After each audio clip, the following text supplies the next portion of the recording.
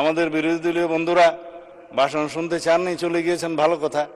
কিন্তু সেই ভাষণের উপর আলোচনার জন্য তিনি কালকে প্রস্তাব করেছেন 50 ঘন্টা বরাদ্দ করা হোক। এখন যদি রাষ্ট্রপতির ভাষণের উপর 50 ঘন্টা আলোচনা হয়, ভালো, সংখ্যা অনুপাতে সেই সময় বরাদ্দ করা হবে, আমরা অ্যাপ্রিসিয়েট করি। পরিষ্কার বলা হয়েছে যে পদ্ধতিতে সংসদের প্রথম অধিবেশন আহ্বান করা হবে, ঠিক একই পদ্ধতিতে সংবিধান সংস্কার পরিষদেরও সভা আহ্বান করা হবে। আইনানুগভাবে এবং সাংবিধানিকভাবে যেতে হবে এই মহান জাতীয় সংসদে আমাদের সমস্ত কার্যক্রম।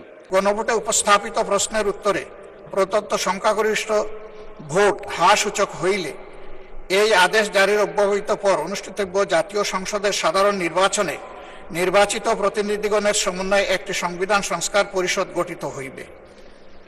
মাননীয় স্পিকার, এটি হয়নি এবং এর সময়সীমা আজকে শেষ। আমরা নির্বাচিত হয়েছি সাংবিধানিক ভোটে। নির্বাচন কমিশনের দুইটাই এখতিয়ার, একটা হচ্ছে জাতীয় সংসদের নির্বাচন অনুষ্ঠান করা, আর একটা হচ্ছে রাষ্ট্রপতির নির্বাচন অনুষ্ঠান করা। এটা হচ্ছে কনস্টিটিউশনাল ম্যান্ডেট। জনরায়কে সম্মান দিতে হবে, কিন্তু সেটা সাংবিধানিকভাবে দিতে হবে, আইনগতভাবে দিতে হবে। এখানে ইমোশনের কোনো জায়গা নেই। রাষ্ট্র ইমোশন দিয়ে চলে না, রাষ্ট্র চলে সংবিধান দিয়ে, আইন দিয়ে, কানুন দিয়ে।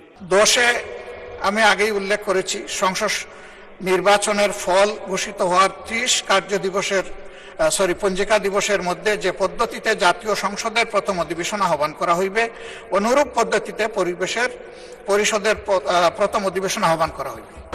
যদি জরুরি জনগুরুত্বপূর্ণ বিষয়ে কোনো মুলতবি প্রস্তাব আনতে হয়, সেটার জন্য বিধি আছে। সেই বিধিতে কোনো নোটিশ তিনি দিয়েছেন কিনা রুলস অফ প্রসিডিউর 62 অনুসারে।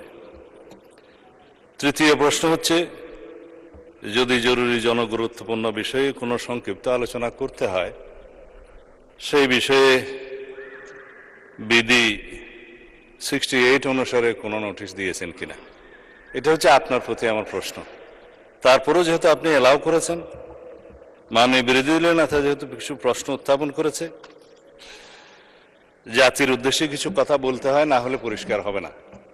জুলাই গণ অভ্যুত্থানের প্রেক্ষাপটে গঠিত এই সংসদ স্বাভাবিকভাবে তার নির্বাচনী প্রক্রিয়া আসেনি। এটি একটি প্রেসিডেন্সিয়াল অর্ডারের মাধ্যমে এসেছে।